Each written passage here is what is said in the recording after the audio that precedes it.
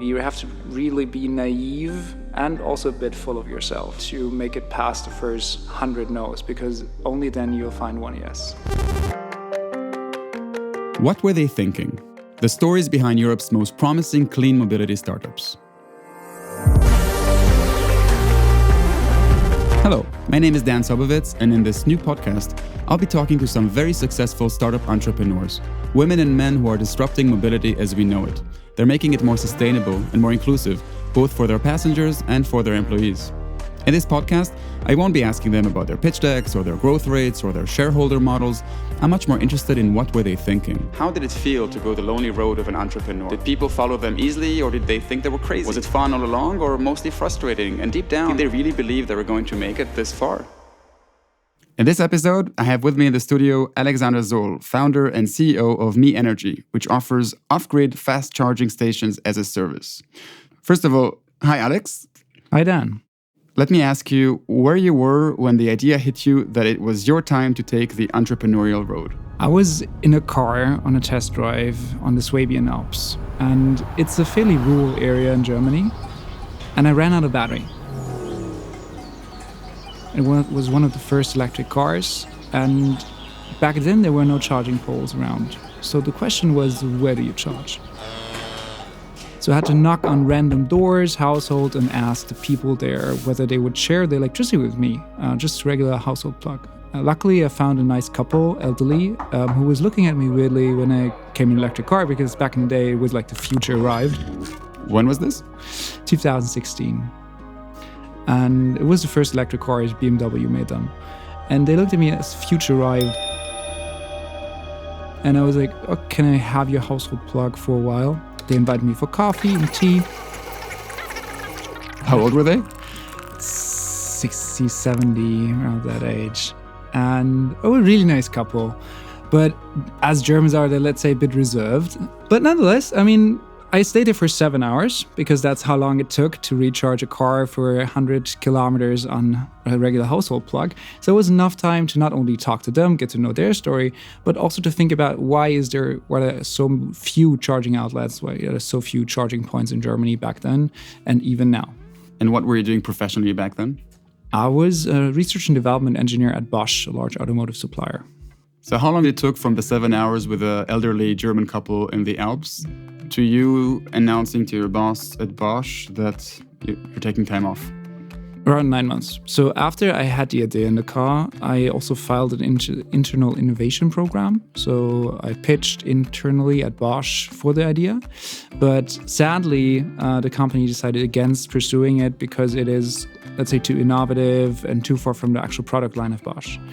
So then I still had the idea in mind when I went to Berlin and got to know my co-founder. And she was really, from the first day, she was really passionate about the idea and had also a lot of history in the automotive sector. So we then decided to both pursue the idea, and that's when I also decided to quit my job around 9 months later. So first you met her, then you told her about the idea, you told her the same story about the Alps, 7 hours with some stranger people, and you said, I have the solution. Yes, I have an idea for a solution, and she made it plausible for me that it also works. And I guess as a founder, one key takeaway I have is there are so many people saying no to your idea all the time. So you have to really be naive and also a bit full of yourself to make it past the first 100 no's, because only then you'll find one yes. Are you naive and full of yourself? Yes, I was at least. By now, let's say I'm a bit more grounded. But if I haven't been that naive from the beginning, I guess Me Energy wouldn't be existing by now. So what was the solution that you put forward? So it's off-grid fast charging. Charging is mainly limited by the power grid, because when we built the grid 100 years ago, nobody thought about electric cars. Mm-hmm. Electric cars fast charging takes as much power as 50 households. So it's a 20-story building you would set up somewhere, or one charging station.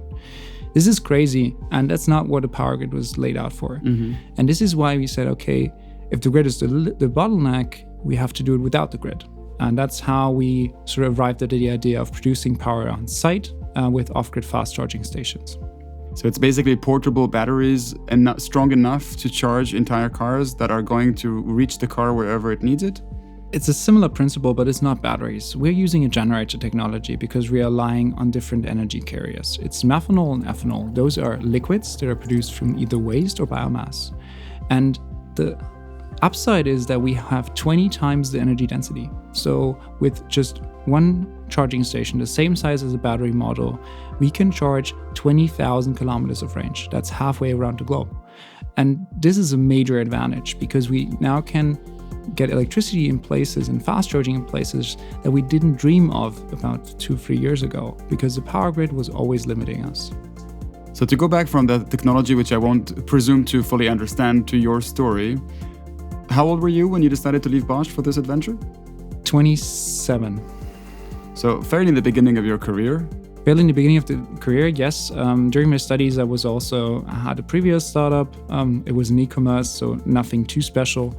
But that was also why I was, let's say, more likely to leave a secure job at a large corporate, which my parents loved, my grandparents loved. It's funny because I had this conversation with a previous entrepreneur who is Israeli. Especially in Israel, I think it's very difficult to escape that startup mentality and the startup nation.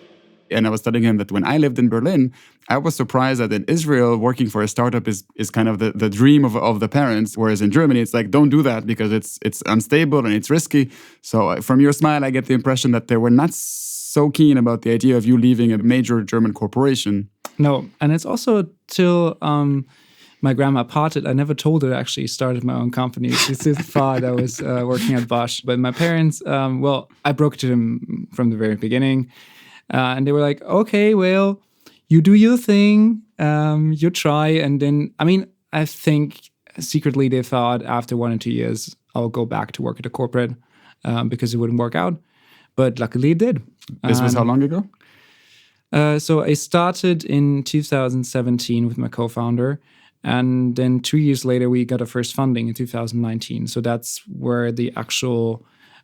where I knew, okay, this is going to happen. So it's been a few years now. And where do you stand now with your company? We're a scale-up. So we have over 60 charging points live in Germany and now the first in Poland. We're ramping up production to increase the number of charging points by 10 to 15 a month. And now it's also, again, a critical phase where we are raising another round of capital to bring more e-mobility to other countries, not only Germany and Poland, but to expanding throughout Europe, France, Spain, the UK, to name a few. What do your parents think now? They're really proud. Everything really changed when we had the first articles live, TV reports showing. And also, this summer we had a visit of our chancellor to the company. Wow. Heute sehr beeindruckend zu sehen, wie es vorangeht in Deutschland. Es gibt wirklich viel Anlass zur Zuversicht hier, konkret in der Region, wo viele... And that was really, my parents, they don't use social media, but WhatsApp is a thing there. Mm-hmm. So they post everything and repost everything that we do. So that I have the feeling they're really proud, but, well, they're German, so they don't really show it. Tell me about the visit of the chancellor. It was quite an honor and also a lot of effort. It just happened to us by accident because I got to know one of the head of the parties at an event, and he was like sort of testing me in a way. Mm-hmm. Then after all, I guess he thought I'm a nice guy and I could handle such a visit. No, it's not only that you're a nice guy. You're running a successful company, and it is part of the German Energiewende. So it fits into the political agenda of Germany of an energy transition. Yes, and also we're based in Eastern Germany, which is also a special focus. Brandenburg, Wildau, which is right outside Berlin. However, in Germany, there's a special focus on Eastern Germany because of the voting behavior. And that's why during the summer tour, they were actively looking for places where there is the Energiewende happening, where there was successful change. And that's also how we fit into the summer tour of the Chancellor. They were vetting me a bit, and then it was a lot of preparation security-wise because... Because it's the Chancellor? Because it's the Chancellor. And I never had have been in contact with so many policemen and special forces and everything, but it was a really great experience. And it was, only 45 minutes. It was so quick.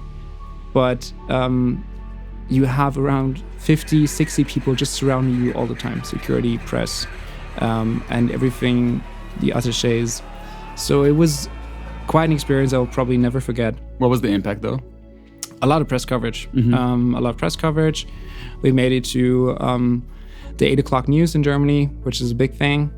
And concretely for your business, this coverage generated business, or? It generated business. Everybody we talked to over the next 2-3 weeks, the first sentence said, "Hey, I saw you on TV. The chancellor was there." So it lifted our visibility a lot, and also has, let's say, it gives you credibility, because once such a, I always said to the team, it was like, okay, imagine it's the biggest influencer of Germany is coming to the company. And that's really what happened. So there was a lot of reach, especially in old school areas, because our customers, they are large corporations and they don't really follow social media that much. So for them, going or looking at the 8 o'clock news and then seeing a startup, that's something special. So once everybody gets on stage, the vice president. All right, so as everybody's making their way to the stage, thank you, jury members, evaluators. And at this point, I should also mention that all the startups participating in this podcast are those who won this year's edition of the European Startup Prize for Mobility, which is Europe's largest acceleration program for clean mobility startups. The Startup Prize is a private-public initiative which brings together all major EU institutions, national authorities, philanthropies, and multinational companies who jointly scout, rank, and boost Europe's most promising clean mobility startups. This year, the prize received over 700 applications from all across Europe, and you went through a very rigorous selection process, both written and in front of a professional jury, to have won among the top 10. You're now part of the Acceleration Program, which brought you, we're recording this conversation in Helsinki as part of the Winners European Tour. So we just visited Slush. But also part of your prize is being in touch with the prize partners for investment and business partnerships, presentation to VCs and CVCs. So there's lots happening for you with the other 9 startups all across Europe.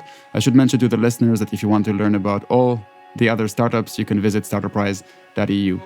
Have a wonderful evening and see you all at the 6th edition of the European Startup Prize for Mobility. So you're definitely in a very positive trajectory, Alexander. You're telling me that from the starting point of jumping from a very stable environment to the crazy idea that you had, now you're a scale-up, the chancellor is visiting you. I presume you have an entire team working for you. What are you mostly proud of? I'm mostly proud of that we didn't lose the corporate culture we had in the beginning. How many are you now? 34 plus some freelancers, so around 40 is team size. So 34 who are based in the same place? Yes, so in the same place. We only have one office. What do you mean about this? So it's more a group of friends. So everybody that comes to us stays for a long time. So we still have all of the employees we first onboarded in 2019. Nobody left? Nobody left. They're still in the company. And it really became a family. This is something I'm really, really proud of, because I get motivated going to work not only because I'm doing something good for society and trying to reduce impact of emissions in the mobility sector, but also because I like working with the people. And even if let's say we're in a bad place or something, if there's some challenge coming up, part of the motivation is also doing it for the team, doing it for the family, and also know that I can fully rely on them when I'm not there, or to also take care of me when there's something happening. You know, I used this expression of like a family in one of the previous episodes, and somebody said to me, don't say that because it's all about work-life balance. So work is work and family is family. So yeah, but I guess different companies have a different, I understand how you meant it. It's a family in the good sense and not in terms of blurring the boundaries. And let's be honest, I mean, all of the people working for us, they mostly have technical backgrounds. They could earn way more in the industry for large corporations. So for them, there has to be a different motivation to go somewhere. And that's what I meant about the case of Germany, at least versus Israel. Whereas in Israel, as far as I know, startups, even in the risky phases, they compensate for the risk by paying more. They burn more money even if they don't have it, because they understand that they need to compensate for the risk. Whereas in Germany, I hear that it's not the case. So you have both the risk and not as good conditions, and you're there for the thrill or for the impact or for believing or having more influence, etc. But you don't have that offset, which you find in other. I'm not sure about the American market, by the way. If it's they also pay well. I mean, so I guess we have a saying that is, you come for the idea, but you stay for the people. And that's with everything. I mean, if you think back, it's not really the money you make, at least if you're, let's say, at a certain level. And let's say also sustainability starts with salary. So we're not paying, it's not this bad. That's not bad salary. Do they get equity? Some get, yes. So Depends. at least part of the risk for them, they don't get well paid, but they know that if you make it, then they will also be compensated. Yes, but that's also not the biggest motivation. The biggest motivation is not the compensation. It's that they are part of something bigger, that they are part of the family and they feel like it's their company. Maybe to speak of, and we conclude with speaking about something bigger. So you mentioned that the chancellor came to you because you're based in Eastern Germany, and indeed in the public debate, there's always the feeling of the winners and the losers of the transition. We close coal mines, there are certain jobs that are disappearing, both because of digitalization, but also because of energy transition. And I guess you were kind of the brochure case of, look, we're creating businesses and good jobs here in Eastern Germany.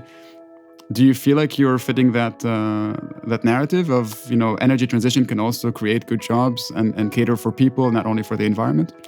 Yes, definitely. And it's the truth. The problem is that statistics don't count. Only stories count. So that's why you have to have faces, you have to have names behind those stories.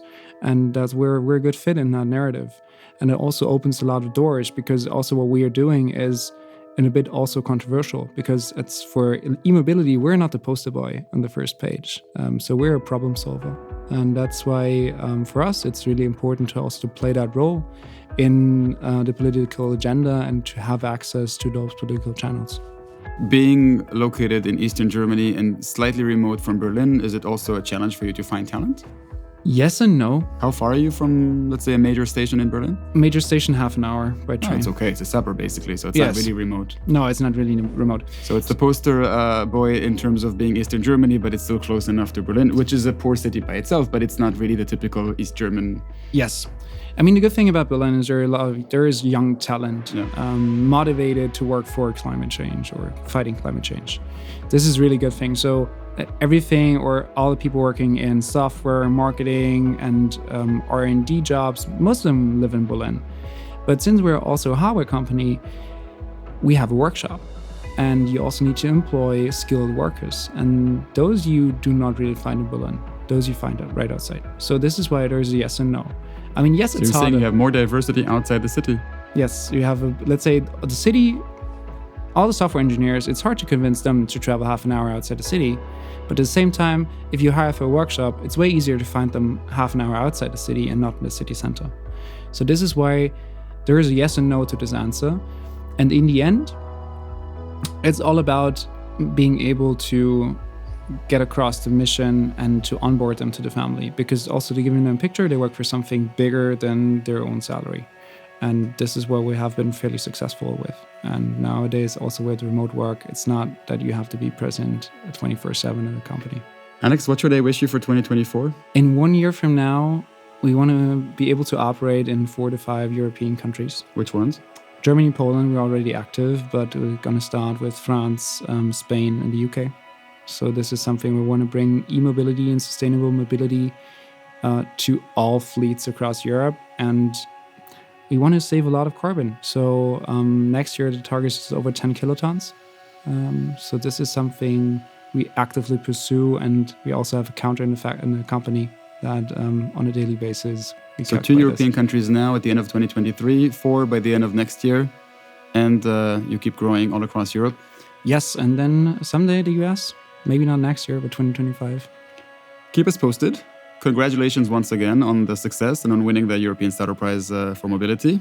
Once again, thank you, Alex. To learn more about any of the startups on our podcast, visit startupprize.eu.